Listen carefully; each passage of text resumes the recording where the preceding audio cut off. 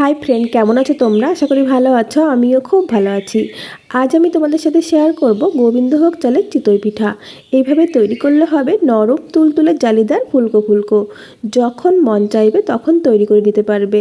তো চলো বেশি কথা না বাড়িয়ে তোমাদের সাথে এই রেসিপিটা শেয়ার করে নিই। চিতই পিঠা তৈরির জন্য একটি পাত্রের মধ্যে নিয়ে নেব 1 বাটি গোবিন্দভোগ চাল। ওই চালের মধ্যে দিয়ে দিচ্ছি জল। জল পাল্টে পাল্টে আমি বেশ কয়েকবার এই চালগুলো ধুয়ে নেব। জল পাল্টে পাল্টে বেশ কয়েকবার চালগুলো আমি ধুয়ে নিয়েছি। এখন দিয়ে দিচ্ছি উষ্ণ গরম জল। মাত্র 20 মিনিট এই চালগুলো আমি ভিজিয়ে রাখবো। তো 20 মিনিট পর ফিরে আসছি। 20 মিনিটের মধ্যেই দেখো চালগুলো অনেকটাই নরম হয়ে গেছে আর অনেকটা ফুলে গেছে। এখন এই চাল থেকে জল আমি ঝরিয়ে নেব। জল আমি ঝরিয়ে নিয়েছি। একটা মিক্সিং জার নিয়ে নিলাম, তার মধ্যে চালগুলো আমি নিয়ে নেব। তোমরা চাইলে হাতে বেটেও নিতে পারো।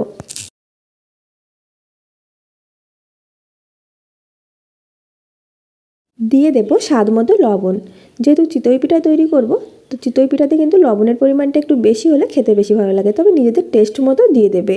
আর দিয়ে দিচ্ছি কিছুটা উষ্ণ গরম জল। ঠান্ডা জল দেবে না, উষ্ণ গরম জল দিয়ে পেস্ট করে নেবে।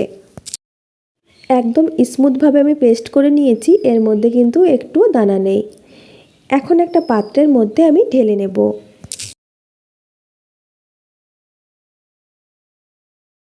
এই মিক্সিং জার ধুয়ে আমি কিছুটা জল নিয়ে নিচ্ছি।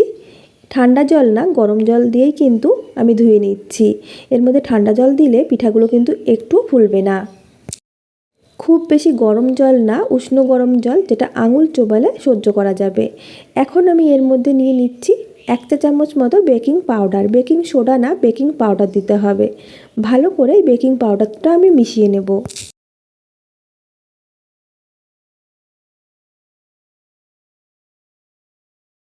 পিঠা তৈরির ব্যাটার একদম রেডি। এই ব্যাটার কিন্তু খুব বেশি ঘন করা যাবে না, পাতলার পরিমাণটা একটু বেশি করতে হবে। এখন চলে যাব পিঠা তৈরির জন্য চুলাতে।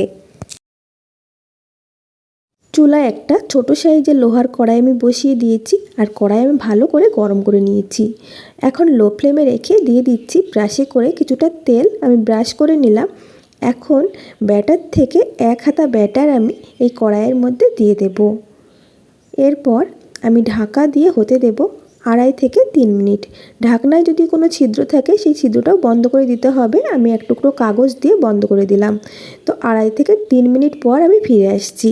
3 মিনিট পর ফিরে এসেছি। দেখো পিঠা কত সুন্দরভাবে ফুলে গেছে। আর কড়াইতে যেহেতু তেল লাগিয়ে নিয়েছিলাম, তার জন্য খুব সুন্দরভাবে উঠেও আসছে। এখন একটা প্লেটের মধ্যে নিয়ে নেব।